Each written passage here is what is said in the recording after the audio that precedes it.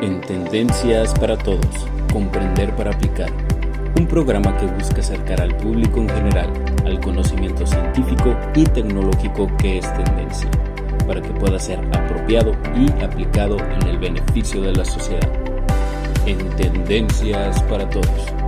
Comenzamos.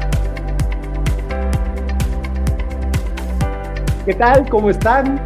Bienvenidos a un episodio más de nuestro programa En Tendencias para Todos. Comprender para aplicar.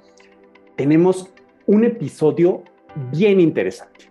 El día de hoy vamos a descubrir y a entender cómo un elemento que de seguro tú has encontrado alrededor de tu espacio, en tu casa, en tu escuela, y este elemento es el espiral.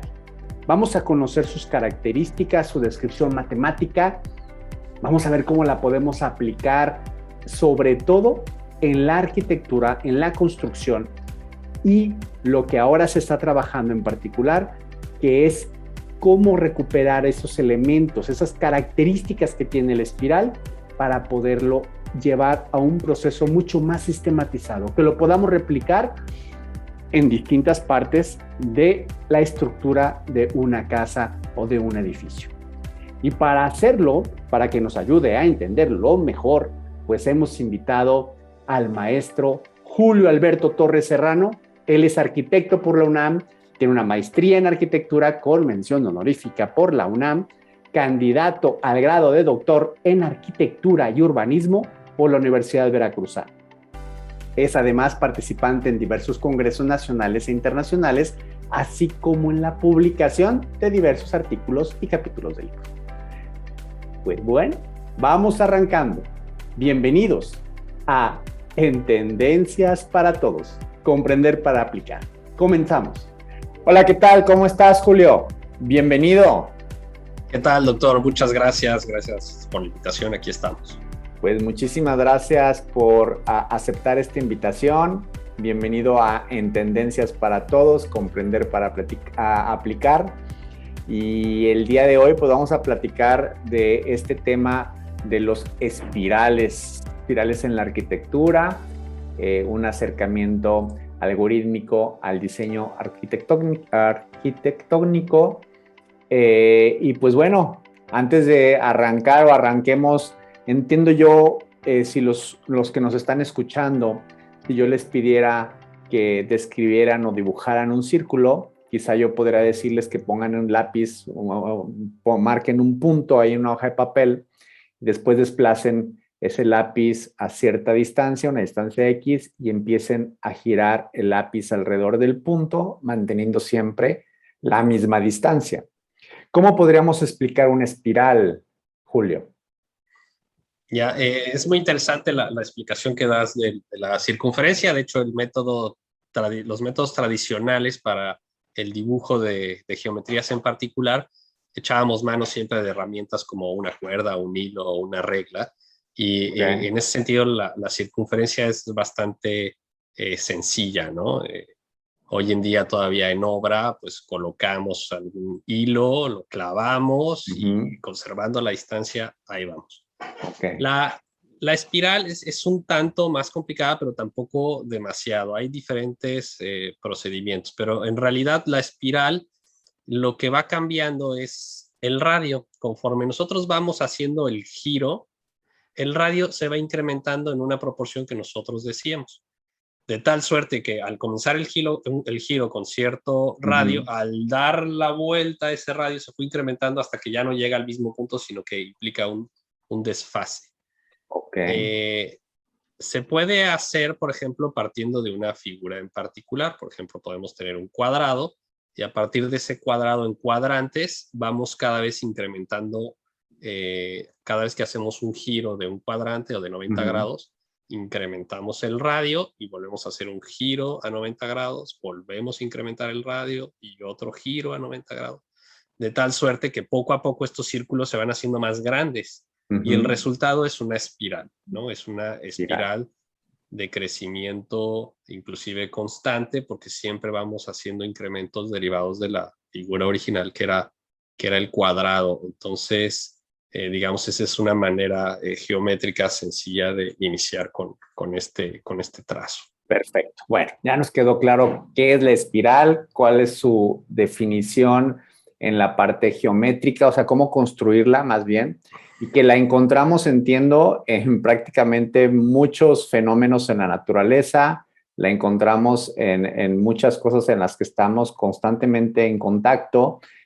Por ejemplo, me viene a la mente tal vez como las gimnastas, esas que traen los hilos con los que hacen sus ejercicios artísticos, generan cierta espiral, ¿no? Conforme van moviéndose en el agua, ¿no? Cuando el efecto de que se está yendo el agua por el drenaje. ¿En dónde más podemos ver estos espirales, Julio? Sí, es bien interesante, en realidad, poniendo un poco de atención, desde la manera, por ejemplo, en la que se enrolla en sí mismo un gusano, tratando tal vez de protegerse o de esconderse, ese enrollarse, pues produce finalmente una espiral. La naturaleza ha recurrido mucho a esta estrategia de crecimiento. Como les decía, la espiral implica un aumento en el radio conforme va girando, pero no necesariamente tiene que ser el aumento del radio, a lo mejor es el aumento de una proporción del ser vivo. Entonces, el ser vivo va creciendo, pero no tiene por qué crecer de manera lineal. El ser vivo puede decir, bueno, voy a ir creciendo, pero a la par de que crezco, giro. Crezco otro poco más y giro. ¿Por qué? Porque a lo mejor me conviene utilizar mi materia prima que tengo en el centro y empiezo a crecer aprovechando ya lo que tengo así como muy al interior de mí, como pensando tal vez en un caracol. Y entonces se da este giro y crecimiento con las pautas digamos, del propio crecimiento del animal, ¿no? Del caracol te refieres a su caparazón, ¿verdad? O sea, el cómo va generando el caparazón, porque cuando yo leí eso, no entendía yo que me pensaba, pero ¿cómo una espiral del caracol? Porque el caracol pues es una cosa babosa y única, pero ahorita que estás explicando, te refieres a cómo va creando su caparazón, va construyéndolo para él irse protegiendo conforme va desarrollándose. Sí, así es, efectivamente, ¿no? Se trata más del caparazón que del propio ser vivo, aunque deriva de él, ¿no? Esta construcción del caparazón. Estos otros fenómenos de crecimiento así en torno a algo, bueno, también suceden en las plantas.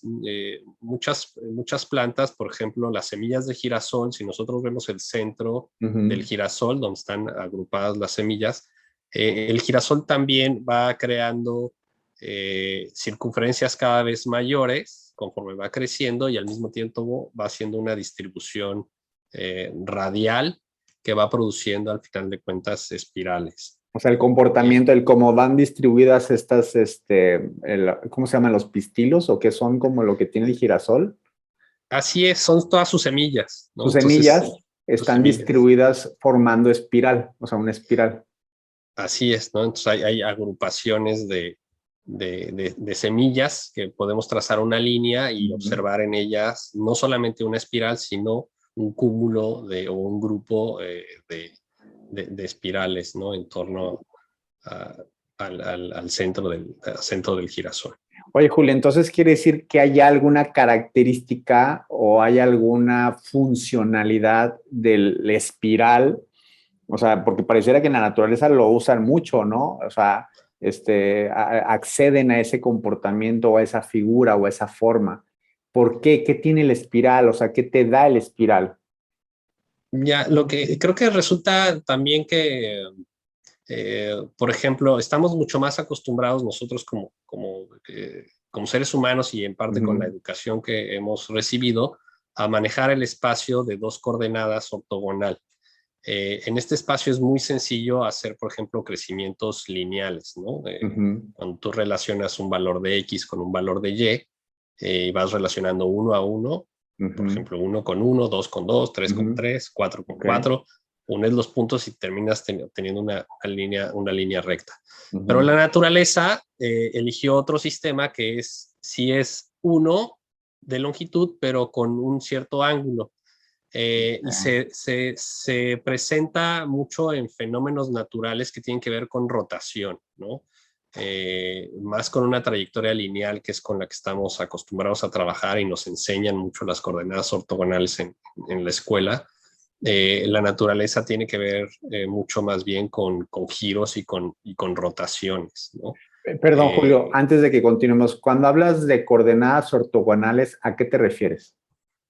Las coordenadas ortogonales, aquellas que tienen que ver con las coordenadas cartesianas desarrolladas por Descartes. Bueno, se escribe Descartes, desarrolladas por Descartes.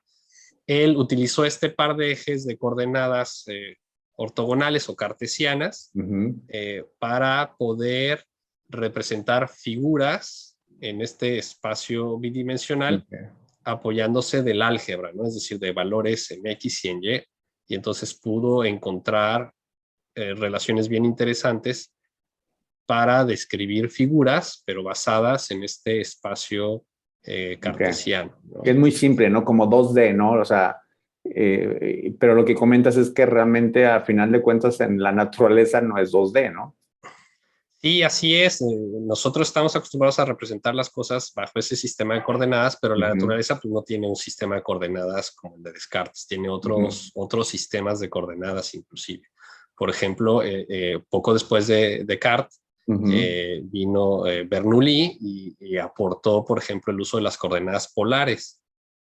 Y resulta que la misma relación, por ejemplo, XY, que me da una línea recta, en coordenadas polares, la relación radio-ángulo me da en forma automática una espiral de Arquímedes. Y pues seguramente fue un descubrimiento muy interesante porque marcaba unas pautas muy sencillas, pero que generaban geometrías pues no planas o euclidianas como las que estamos muy acostumbrados a trabajar, ¿no? A ver, entonces, o sea, la geometría euclidiana es como, está más asociada a esta parte 2D, o sea, de planos cartesianos, y hablas tú de la espiral de Arquímedes, que se conecta de alguna manera con lo que Bernoulli describió con las coordenadas polares. Así entonces, es. ¿qué es la espiral de Arquímedes? Bueno, la espiral de Arquímedes en realidad es una espiral que va creciendo de manera proporcional. Sería la parte análoga a la línea recta. La línea recta en coordenadas cartesianas es la expresión pues, más sencilla, más allá del punto, ¿no? La línea recta es relacionas X con Y y te da una línea recta a 45 grados que pasa por el origen, la más fácil. En coordenadas polares, la relación más sencilla es radio-ángulo y conforme vas incrementando el radio y a la vez el ángulo, entonces tienes un radio con un ángulo chiquito, luego un radio mayor con un ángulo un poco mayor. Y vas incrementando cada vez radio, ángulo, y al cabo de 360 grados, pues ya se amplió el radio y se empieza a construir una espiral. Entonces, esta relación es bien bonita porque utilizas el álgebra y obtienes una figura mucho más sofisticada. Ahora imagínate empezar a dibujar ya no en coordenadas cartesianas, sino empezar a dibujar en coordenadas polares, pues empieza a aparecer una gama de figuras que tienen que ver con ciclos y repeticiones, pues muy, muy interesantes. Y más propia de la naturaleza, ¿no? Sí, más propia de la naturaleza, de los flujos o de los, por ejemplo, hasta trayectorias planetarias o agujeros negros que van atrayendo objetos poco a poco hacia su interior y que pudieran ir describiendo espirales o curvas que es mucho más sencillo representar a través de este sistema de coordenadas que de otros.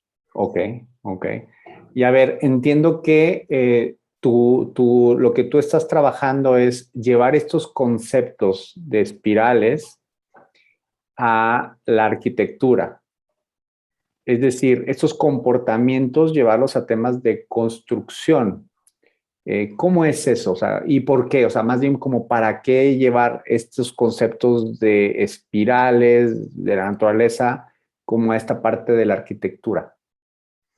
Ya, pues mira, como mencionabas, el tema del círculo, digamos que es la figura que empieza a acercarse más con la espiral. Tiene cierto sentido inclusive hasta místico, porque si tú te ubicas al centro y dispones de un montón de objetos a través de ese centro, adquiere cierto protagonismo, ¿no? Me paro yo en una figura central y pongo un montón alrededor, pues me siento el centro de...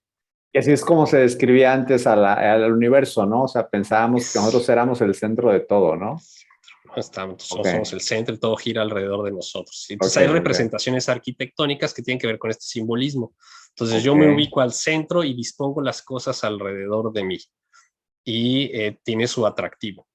La espiral también tiene su atractivo porque de pronto dispongo una cosa que mientras va dando vuelta, pensaría yo que va a dar al mismo lugar y no continúa y continúa y continúa, y a diferencia del círculo, que es un ciclo cerrado, la espiral es un ciclo infinito con una pauta que visualmente es muy clara. Entonces te llega así como que se ha utilizado mucho el término de la espiral para relacionarla con ciclos que van al infinito, ¿no? Ok. Entonces, de alguna manera, la arquitectura o el arte toma esto. Y desde tiempo atrás, en el Neolítico, aparecen en lo que ahora es Irlanda unas piedras talladas o pintadas en donde representan unas espirales, ¿no? Y lo hacen una y otra y otra y otra y otra vez, como si hubiera una obsesión y un deseo de dominar o de tener consigo esta geometría. Entonces empieza a haber desde el punto de vista artístico una sensación de ciclos eternos a través de un dibujo, ¿no? Entonces mucho de lo que tiene la arquitectura es ese, y el arte es ese aspecto simbólico que además está vinculado con aspectos como de ciencia y naturaleza, ¿no? Y entonces empieza a aparecer en estas pinturas.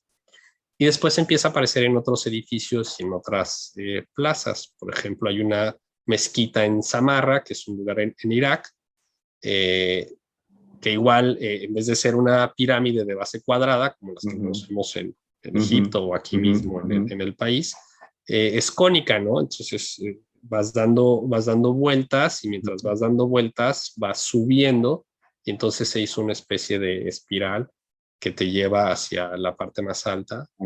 Y bueno, es otro proceso también constructivo que le da cierto simbolismo. Y por ejemplo, ahorita con lo que explicas entiendo que sí hay un tema de diferencia en aspecto estético, es decir, hay un efecto diferente cuando es esto céntrico, donde hay algo al centro y alrededor, ¿no? Como las plazas, como las diseñaron, ¿no? En España, todo esto que trajeron también para acá, la plaza al centro y los edificios principales alrededor. Y es una cuestión estética y también como de simpleza, creo yo, ¿no? O sea, tratamos como de abstraer, porque quizá la naturaleza es más compleja y quizá esta simpleza de al centro y alrededor de lo demás es mucho más fácil de entender y de compartir. Pero ¿hay alguna característica funcional? Es decir, el hecho de que yo estructuralmente integre características de la espiral lo hace más fuerte.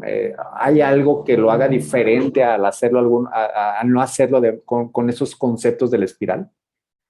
Sí, bueno, más allá de lo simbólico, que es bien importante, también hay aspectos de eficiencia estructural en el uso de espirales.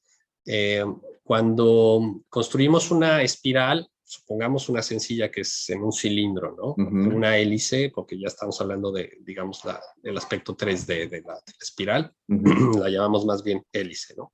Entonces, la hélice, conforme gira en un cilindro, comienzas a trazar un círculo, pero en vez de quedarte en un solo nivel, ese giro va subiendo. Entonces, va girando y al mismo tiempo va subiendo.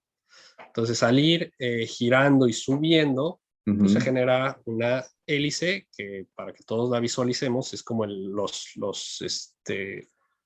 amortiguadores de antes, ¿no? Resortes. Como los resortes. Nada más que en arquitectura pues no necesitamos elementos tan gruesos. Si tenemos un edificio cilíndrico con un montón de líneas que van en un sentido y un montón de hélices que van en un sentido y luego un montón de hélices que van en el otro, se construye una especie de rejilla. De rejilla de hélices en un sentido y de rejilla de hélices en el otro sentido. Si además le sumamos los entrepisos, resulta que toda la superficie del cilindro quedan triángulos. Y, digamos, una de las propiedades de la triangulación en las estructuras es que en arquitectura decimos que es la figura indeformable por excelencia, en el sentido de que si tú dispones, quieres transformar uno de los vértices del triángulo, cambian las longitudes del mismo, ¿no? Como ejemplo, si ustedes tienen un rectángulo, yo puedo empujar los vértices, conservo las mismas longitudes, pero ya ahora se ve como rombo. Ajá. A pesar de que tengo las mismas longitudes arriba y abajo. Era solamente un rectángulo. Empujé los lados del rectángulo. Así es, no es como empujas está así. A los lados que están verticales, como para los que nada más nos están escuchando y lo puedan construir en su mente. O sea, los lados del rectángulo que están verticales son los que empujas hacia la izquierda o a la derecha y mantiene las mismas dimensiones, pero ya lo ves como más parecido como un rombo, ¿no? Así es, así es. Entonces lo puedes hacer con todas las figuras, puedes conservar las longitudes de los lados de la figura, a pesar de haberlo deformado. Conservas longitudes, más no el área pues ya cambió y la apreciación visual ya cambió, ya no se ve como un rectángulo, ahora se ve más como un rombo. En el triángulo no, si tú empujas uno de los vértices necesariamente tienes que acortar o alargar uno de los lados. Entonces no hay manera de transformar el triángulo, por eso decimos que es indeformable. Porque las longitudes no las puedes cambiar empujando los vértices o moviéndolos.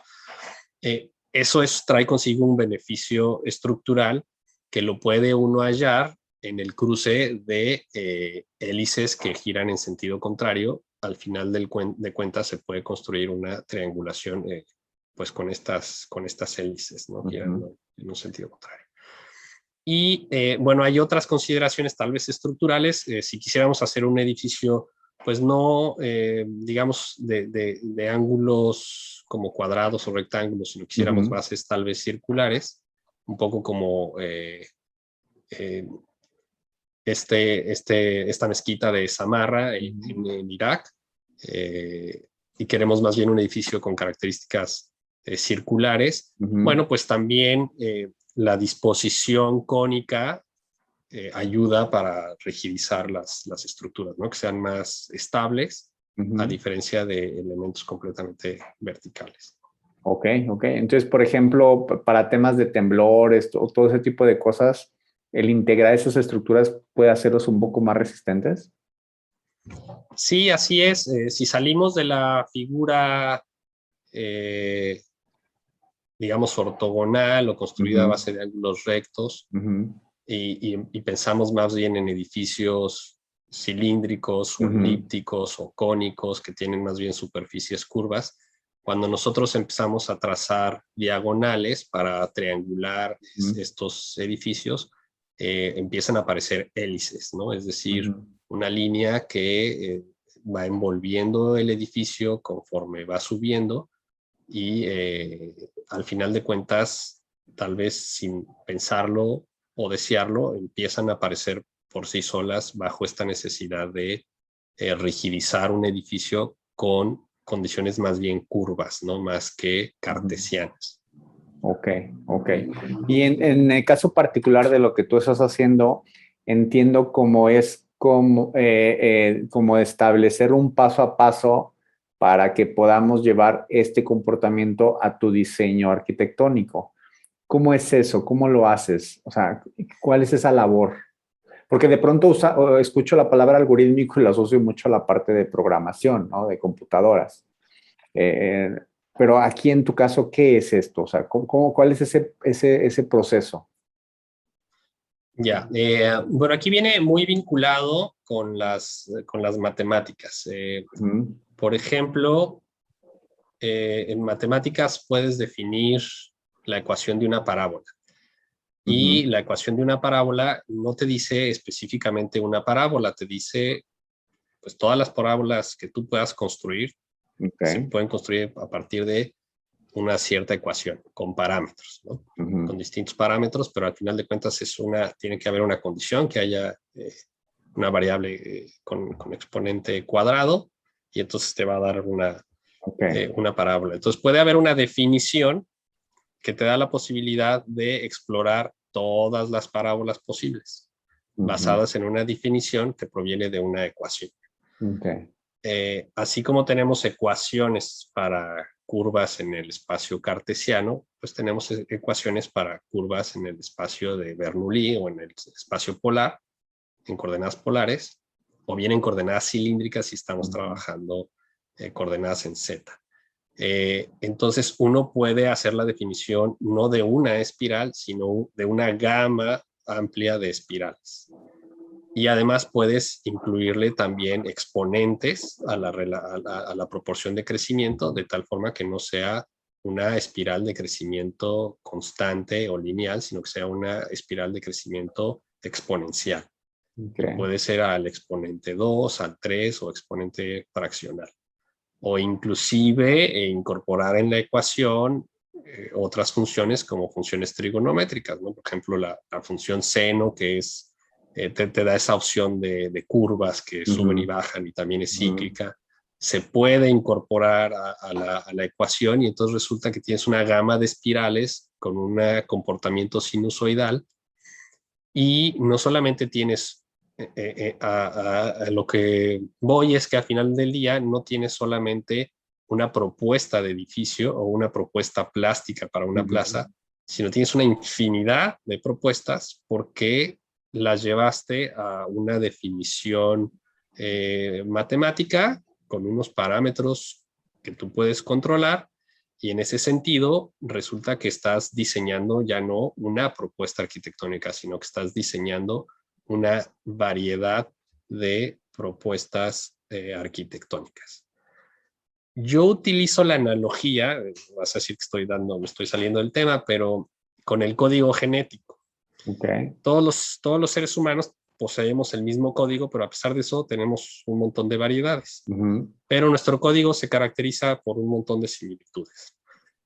Y lo mismo si cambiamos de animal, hay un código que le permite a ese animal ser lo que es. Los árboles igual, en la semilla está todo el código que permite el desarrollo de un determinado árbol o planta. En la arquitectura también podemos, en analogía, establecer un código que me va a permitir una familia o una gama de edificios. Van a ser diferentes, aunque tengan el mismo código, porque los parámetros que utilizamos para definir ese edificio los variamos, ¿no? Es decir, a lo mejor le pusimos un factor de escala que lo hacía más grande, a lo mejor cambiamos de exponente y entonces la espiral va a crecer con un ritmo más acelerado. Entonces, a pesar de ser un mismo código, el cambio de los parámetros generan edificios distintos, ¿no? Entonces, esa es, digamos, la ventaja de construir un algoritmo que, en términos muy generales, pues es una ecuación con unos parámetros específicos que podemos manejar a voluntad. ¿Y por qué hacerlo? O sea, quiero entender, ok, tengo como este código genético o esta ecuación que describe cierto comportamiento que si yo le muevo parámetros, pues va a ser más ancha la espiral, más delgada, no sé, o sea, todo este comportamiento.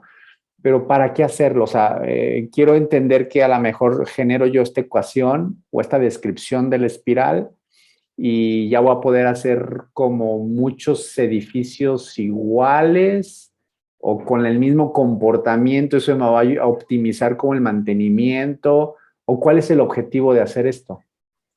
Bueno, lo interesante es que puedes además ir sumando información. Entonces tú puedes construir una superficie a la cual después tenga un comportamiento de aperturas, ¿no? Ventanas, por ejemplo, o aperturas. Y estas aperturas también pueden tener un código especial en donde puedan ser mayores o menores. Tú puedes meter en un simulador tu edificio, por ejemplo, un simulador de viento, porque es una torre muy alta y quieres tener la menor incidencia de viento en tu edificio, pues para evitar vibraciones, movimientos o necesidad de rigidizar más la estructura. Entonces, si tú tienes un edificio que se puede adaptar, que se puede mover de acuerdo a un simulador que puede ser viento, pues entonces estás diseñando un edificio que se va a adaptar, como los seres vivos. Tienes un genotipo, te enfrentas a un medio ambiente y el medio ambiente detona tu código para que reacciones de cierta manera, o no lo detona si no tienes, digamos, la cercanía con el medio ambiente que puede detonar aspectos de tu código. Entonces, nosotros tenemos un código y este código responde de acuerdo a nuestro entorno. Hay personas que se enferman con mayor facilidad de cáncer, por ejemplo, porque su código genético no tiene las mismas herramientas que otro, ¿no? Entonces hay pequeñas variaciones en su código que lo hace más susceptible. La ventaja de construir un edificio así es que lo metemos a un simulador, lo podemos meter a un simulador. Entonces se va a adaptar a una condición, por ejemplo, de viento, pero también se puede adaptar a una condición de asoleamiento, por eso el tema de las aberturas. Entonces, yo puedo ir sumándole más código a ese edificio. Cuando hablas de sumarle código, ¿es ir modificando la ecuación? Es sumando otras ecuaciones que a lo mejor tengan una relación con la anterior. Por ejemplo, cuando yo construyo varias hélices, o cuando se construyen varias hélices que giran en un sentido y en otro, y que al final de cuentas podemos ver un cilindro, tengo yo que forrarlo con una piel, ¿no? Puede ser paneles de aluminio, concreto, vidrio. Entonces estos paneles están ajustados a las hélices. Si yo muevo las hélices, se mueve el panel. Pero además este panel puede tener dentro una abertura, que puede ser una circunferencia. Y esta circunferencia va a estar relacionada con la escala de las espirales, pero además puede estar relacionada con asoleamiento. Entonces está el código del círculo inscrito en el código de la serie de espirales. Y así puedes ir sumando diferentes geometrías para que al momento de meterlas a un simulador respondan de diferente manera, tratándose de viento, asoleamiento, cargas, deseo de capacidad de uso del edificio en términos de metros cuadrados, y bueno, y un largo etcétera, ¿no? Ok. Y en tu caso en particular, ¿ya has generado alguna aplicación, algún edificio o alguna arquitectura, algún con producto que ya lleve este proceso que tú estás planteando? Sí, se han construido diversos prototipos basados en un algoritmo en particular, y se han mostrado como a partir de ese algoritmo en particular surgieron una diversidad de prototipos con cualidades distintas cada uno de ellos, ¿no? Entonces, digamos, evolucionaron, hablamos como un poquito de evolucionar, o sea, fue aprendiendo el algoritmo, fue modificándose. No es tanto como aquellos algoritmos que buscan tal vez un proceso de optimización o de búsqueda de mejores resultados. No necesariamente. Aquí sí impacta mucho los procesos de diseño, de deseos del propio creador de la forma, que van más allá de los procesos de optimización. ¿Por qué es difícil optimizar la arquitectura o un edificio? Porque hasta el momento son un montón las variables que impactan en el diseño de un edificio, que van inclusive hasta en aspectos simbólicos, que no hay manera de optimizar. Son aspectos simbólicos, son aspectos de mi relación con la ciudad, mi relación con otros edificios que estén allá al lado, mi relación con un montón de condiciones. Entonces, bueno, no hay ese proceso de optimización. Y ha habido otros edificios que también fueron prototipos, proyectos, no se llegaron a construir, pero que durante el proceso de diseño se construyó precisamente un algoritmo para facilitar la diversidad de propuestas sin necesidad de estar redibujando y redibujando y redibujando, ¿no? Un poco la ventaja del algoritmo es que diseñas una vez el algoritmo y después lo que tienes que hacer es ajustar parámetros para ofrecer el mejor modelo en términos de un montón de variables, ¿no? Ok. Entonces, una de las ventajas de esto es que lo puedes como compartir mucho más fácil para su modificación, para su réplica y su ir como mejorando, pero vas heredando estas capacidades que ya sabes que funcionan y le puedes ir agregando más y más y más cosas. Entiendo algo así, ¿es así? Sí, así es.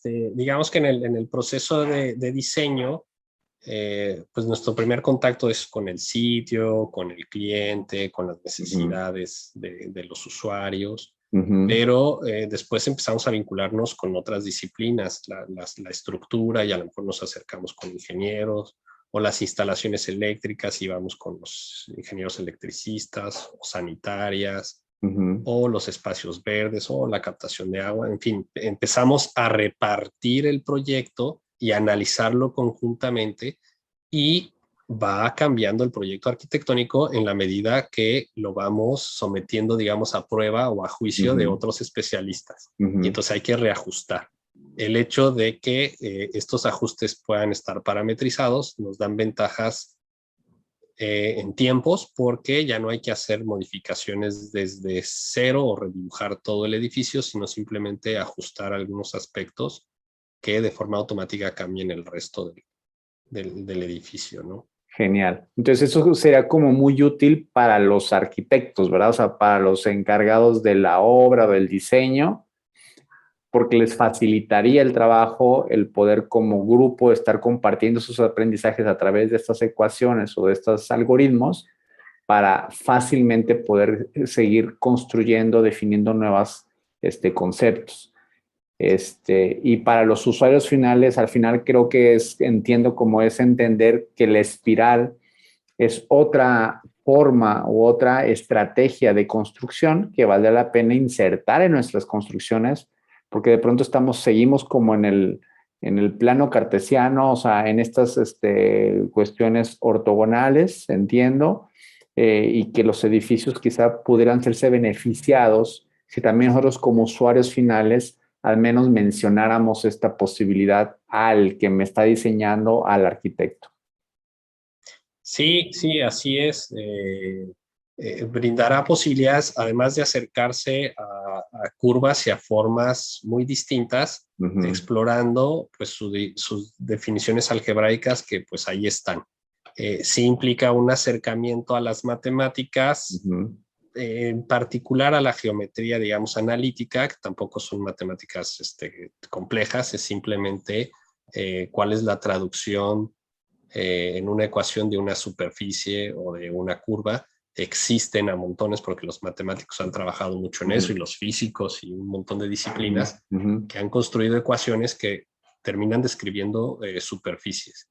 Y entonces, ¿cómo el arquitecto pudiera echar mano de esas ecuaciones y entonces transformarlas, ya no como respuesta a un simulador o a una estadística, sino con el fin de crear un edificio que pueda moverse como se mueven las curvas de estadísticas o las curvas de atracción gravitacional, en fin, ¿no? Entonces es un poco incorporar a la arquitectura una nueva estrategia de diseño, que además es mucho más sencillo con pues el software con el que contamos hoy en día, ¿no?